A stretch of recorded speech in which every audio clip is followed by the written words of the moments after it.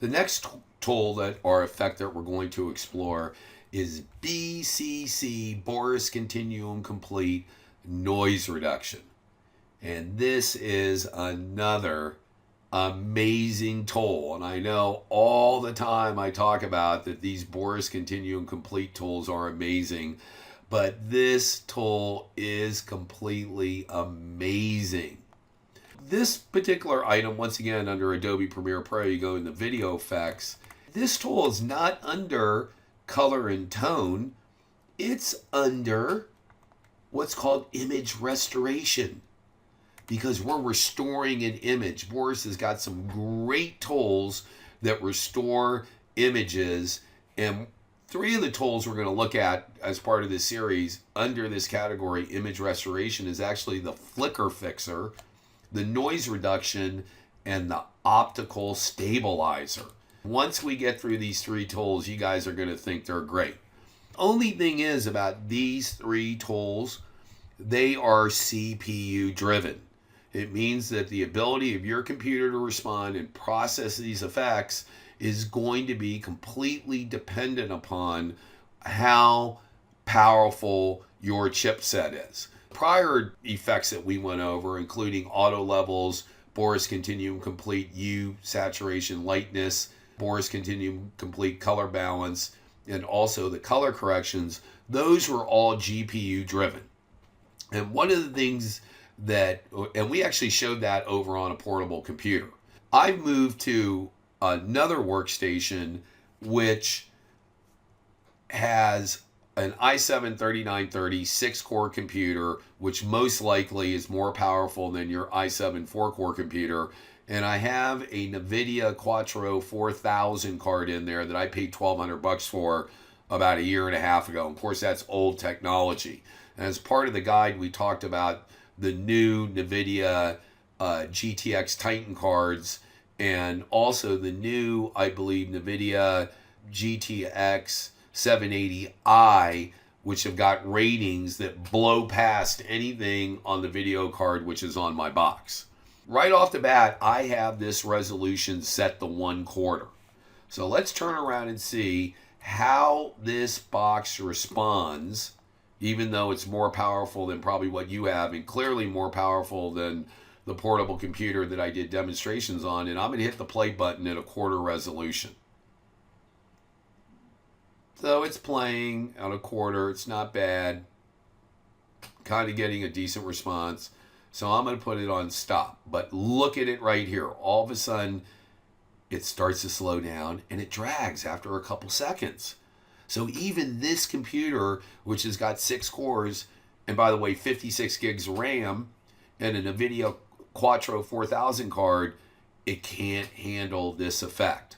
Guess what happens when we move this thing to a half resolution and a full resolution right now? So I'm going to go to my little resolution here and pick a half, and let's go ahead and hit the play button again, and we're going to see what happens. It plays for about 20 seconds, and now it gets jerky to the point the computer get overwhelmed, and it just won't even play it. So I'm going to stop it again.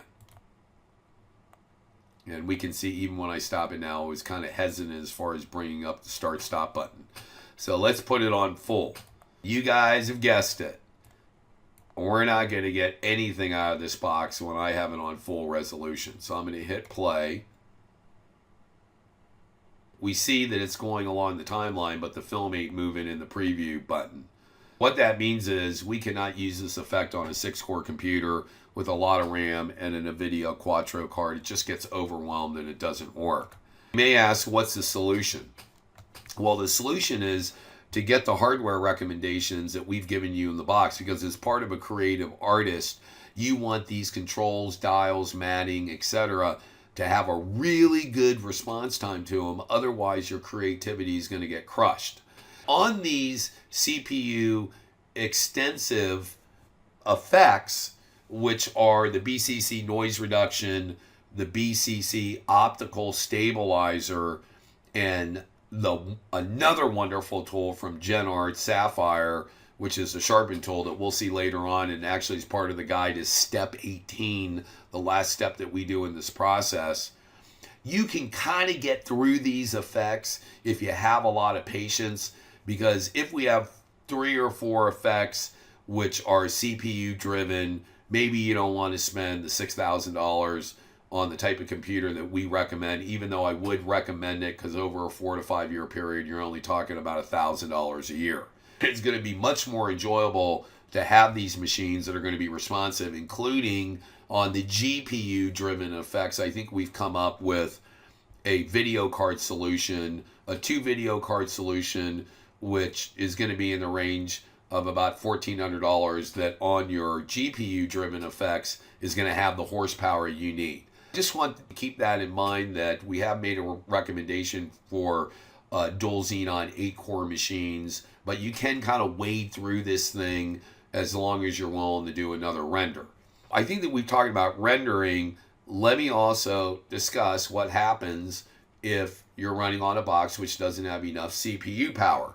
These renders for the noise reduction and also the optical stabilizer, which frankly are must tools you have to use, these renders are going to be very, very long. Even on my box, on a half an hour of film, the render can take up to 30 hours. And that's okay if you're not a professional videographer that's doing this all the time. You go to work, you start your render, and you just let it run for 2 days, going in the background, and you can still use your computer on other applications.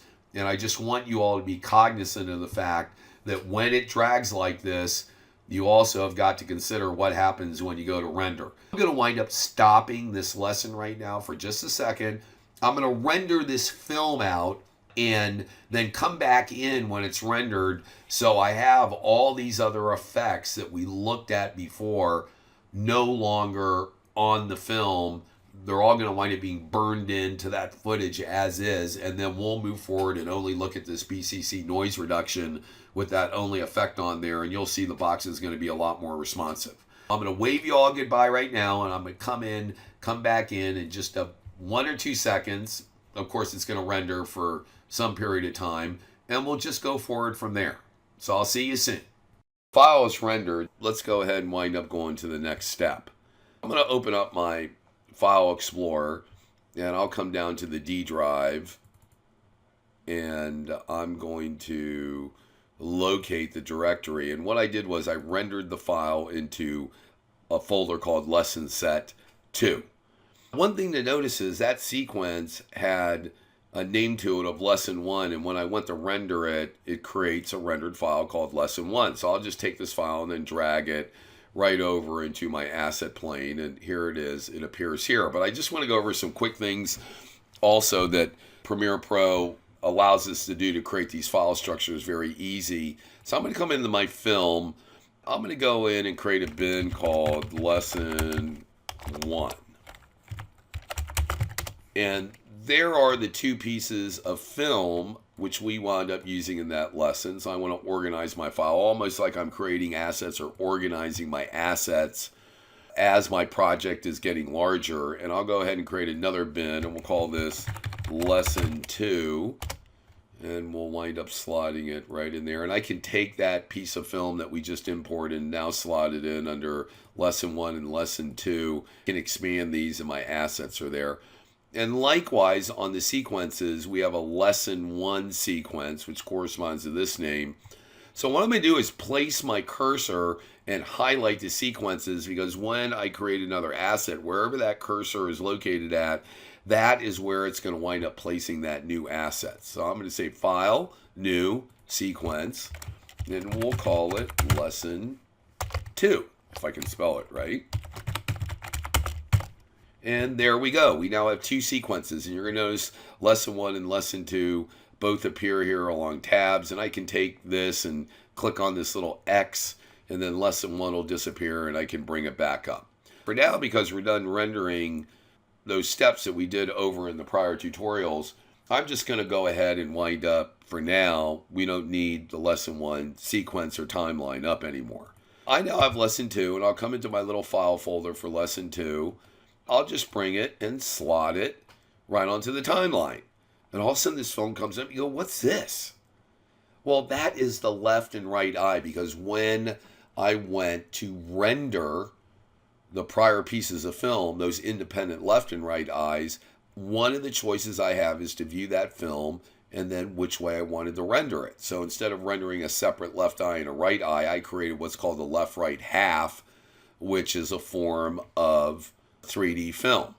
So I can come into my effects, and when I do this, I come into my effects and I'm going to grab that Vision 3 Imaging Inc. S3D plugin, lay it right on there as an effect.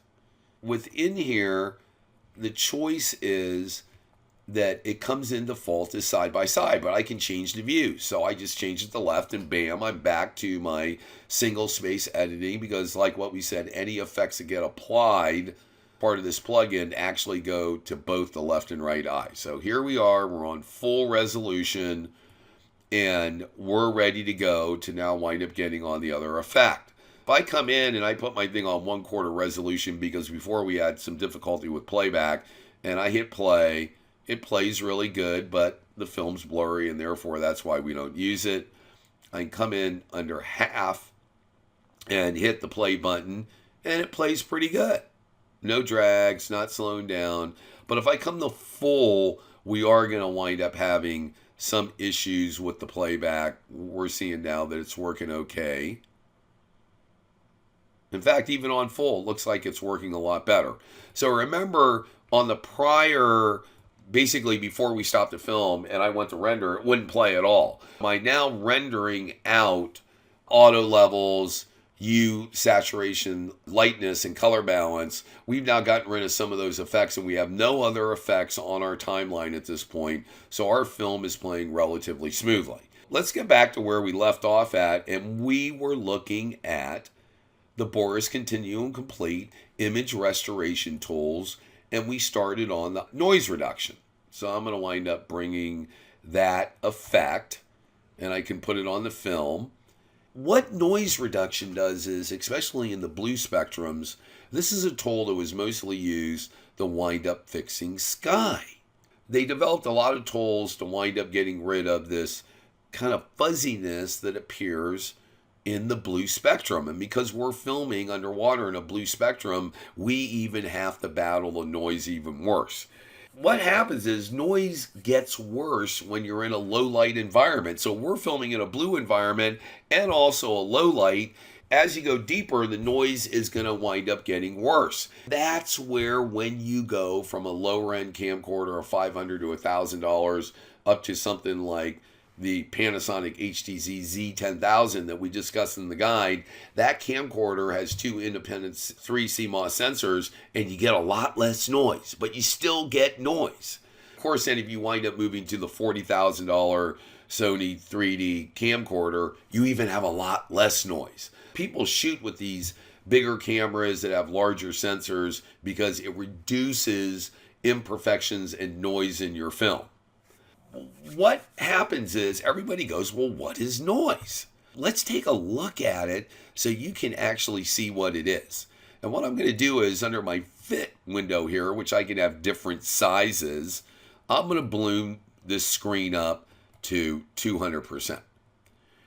What you're going to, let's say the 150.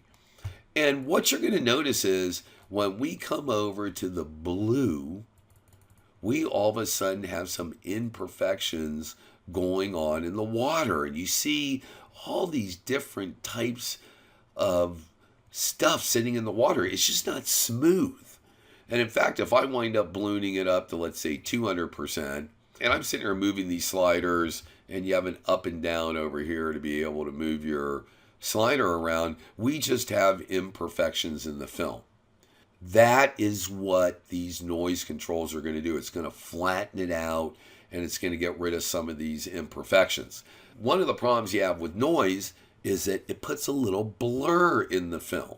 That's the way that it winds up correcting it. We need to find a method where we can denoise the water, but we don't want to touch that coral. And we want to denoise the water because that's the blue spectrum and where the noise appears. So how do we do it? Through Boris Continuum Complete mats. And we saw that before in the prior lesson. They have these controls here where you set these regarding how you want the program to analyze, and they have a spatial sample, and they have what's called a temporal sample. So the temporal is going to look at the pixels over a period of time, analyze them to say how those pixels ought to be. And the spatial sample is going to look at the pixels in an area. So what I do is I kind of come in here and I ramp these up. I use a 35 on both of them. That's kind of a setting that works for me. Somewhere in that range. You don't have to wind up being exact. What you're going to notice is that if I turn this control off, see all this stuff that's in here? Well, look what happens when I turn the noise back on. Bam, it's gone. And the water's just way clearer. We're going to come in, and you don't really notice it on a small screen like this, but as you balloon up to a bigger TV, noise becomes a problem. What's happened though is, once again, if we come into our pixel chooser, and I'm going to say view chosen pixels, just like we did when we were doing it under the U saturation lightness, and I'm going to click on my down arrow of the pixel. And once again, this is where the channels become so important, that we want that blue, because we want to denoise the water, where if it has a little blur in it, you don't care because it's a see-through medium, but we do not want that coral blurred. To get an idea, to go back and really see what we're talking about, this blur issue, I'm going to come in here and I'm just going to turn the pixel chooser on off, which means everything gets affected in this slide. And let's take a look at this coral, because we happen to have the noise reduction feature on, and let's turn it off. See what happens? You get the detail comes back. And if I blur it, bam, you see how it's created a blur on the coral here? Let's do it again. On, off, on, off, on. We are losing detail, and we'll kind of go to 100. Once again, off, and then we'll turn it on. And you'll notice, let's say this area right here, that you're going to notice some of those pits and pockets in the coral are going to disappear. So let me do it again. Off, and you notice the detail came out here, and we go on. And all of a sudden, it's blurring that area. And we don't want to do that to the coral. We want that coral to remain crisp, especially later on, that we're going to, as the last step, that we're going to use the GenArt Sapphire Sharpen tool that even brings that detail out anymore. Way to be able to denoise the water, which is in the blue spectrum, and we know it has a lot of distortion in it. I'm going to come along and turn the noise reduction back on, and we're going to go to view chosen pixels. And once again, we've talked about the white mat, that we're affecting everything. And we're going to use Boris's great tool of, once again, going to the blue. We're going to go to the threshold, as we've seen before. I'm going to click the down arrow on the threshold, and I move it. And once again, we create our mat. So then what happens is that we're going to wind up denoising the water and not denoising the coral, which means the coral is going to remain crisp and sharp. I'm going to come along here once again, and I'm going to turn the pixel chooser on the on, and bam, we did exactly what we want to do. We have denoised the water, which is going to cause a slight blur, but we have not done any denoising to the coral and wound up leaving that detail. Real quick, I'm going to deviate for a minute, because we said that we were going to use the GenArt Sharpen tool, and I'm just going to bring it in real quick to give you a really, really quick preview of what that does. And that is under Sapphire, Blur, and Sharpen. And I'm going to hit the down arrow here to bring up those effects. And here is what's called the S Sharpen tool, and that stands for, the S stands for Sapphire. And if I bring that on, man, the coral's going to get sharp. And I'm going to show you, whoop, there it is. It just happened. See how it took the computer a little while to do it? Let's look at this area right down here. And look what happens when I turn that sharpen tool on and off. See what happened? All that detail went away. Let's look at it. I bring it on. See, all that detail came out? This tool is also another fantastic tool. And I'm going to give you one little hint here. And we're actually going to go through this tool in much more detail. But if I bring my thing back up to 200 and I bring it all the way over to the water, and I'm going to turn the sharpen off, what happens is when you use that sharpen tool, let's turn it back on, it brings some noise back into the picture. What I do is that they have all these different red, green channels, etc. Well, I come in and I set the sharpen tool to 0 in the blue spectrum, and that noise doesn't come back, or a lot of the noise does not come back. And those are some of the tips and tricks we do. Another thing is by using that sharpen tool to really bring that detail out in the coral. And let's go to 100%. We'll see some of this. Here's the coral zoomed in right here. Let's turn that sharpen tool off. See how that detail went away right in here? And let's turn it back on. Man, see how that detail came out? Well, sometimes when you use the sharpen tool, if I have water comes back into the spectrum, I will turn around and denoise, do another matte, and denoise after I apply the sharpen tool. But that was kind of a sidetrack. Once again, that we're at noise here, and it's on, and if we come in and we balloon it up to 200% and we'll move it over, once again we'll see now the water is smooth. Now you have to be somewhat careful with this because if you have a lot of fish in your picture, you have to try to draw that matte as properly as you can because the fish are going to wind up disappearing if in fact that you have the noise reduction tool. In other words, let's look at this fish right here.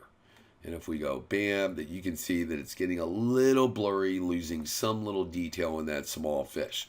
So you have to be cognizant of that fact that if you have a lot of fish going around in the scene that are bigger, you may not want to denoise it unless when you draw that matte, you're going to be able to get those fish in the black. I'm going to discuss one more thing in this lesson. That is the rendering times that you're going to have when you have this noise function in there. And because noise is CPU driven, if you don't have a super fast computer, that render takes forever.